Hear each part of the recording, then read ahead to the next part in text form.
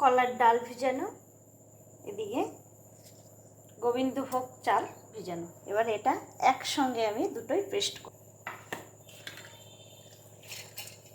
ডাল আর চাল একসঙ্গে কিছুটা দিই।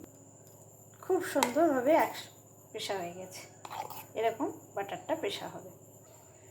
কটা কাঁচা লঙ্কা, সবটা পেশা হয়ে গেছে। এবার স্বাদ মতো লবণ দিয়ে ভালো করে ফেটে নেব।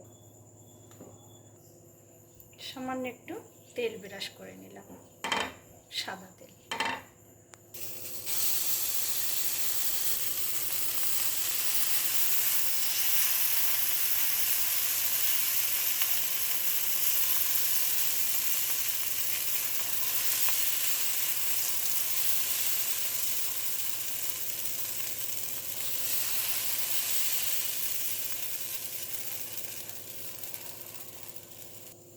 সুন্দরভাবে এক পিঠ হয়ে গেছে, আর এক পিঠও আমি উল্টে দেবো।